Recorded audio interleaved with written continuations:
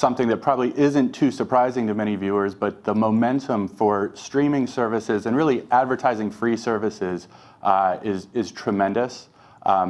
You look at the wins last night, that's great for the streaming services, but really go back and look at the nominations.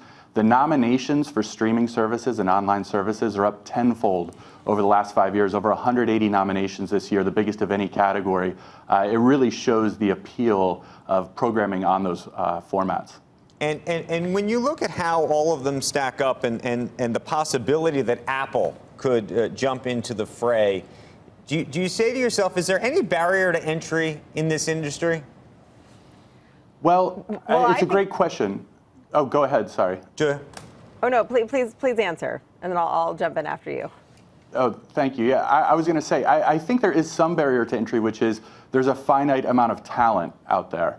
I think that the best creators, the best writers, the best directors, they are in limited supply, and that's why you've seen more of these agreements from streamers like Netflix to try to lock these leaders into multi-year contracts.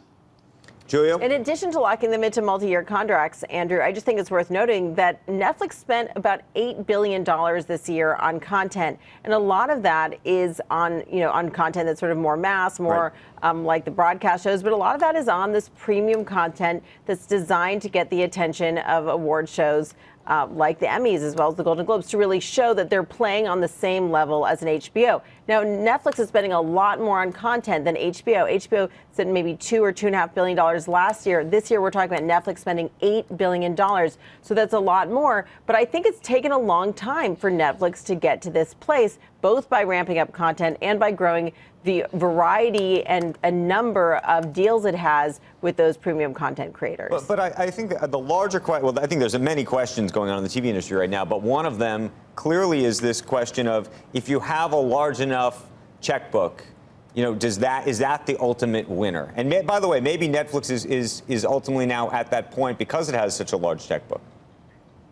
Michael? Well, I think it still takes a while to get these deals started and to get get everything underway. I mean, Netflix has been so busy making deals with some of the big winners from last night. I mean, you look at Ryan Murphy, he won a number of awards. His shows won a number of awards for FX. He's now locked up. His next round of shows is locked up with Netflix. Right.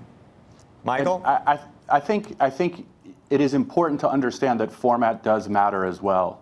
Okay, so people enjoy using Netflix, in addition to the fact that it's incredibly convenient and has been revolutionary with respect to both the timing of when people can watch programming, the ease with which they can get it, the fact that they don't have commercial interruptions. So you definitely have more streaming services coming in. And Julia mentioned the $8 billion spend number. It's actually $13 billion in cash. So the amount that they're spending in cash before it's amortized is even far exceeding that. You need to have money and you need to have format. But if you do, there's content out there and you can build a business.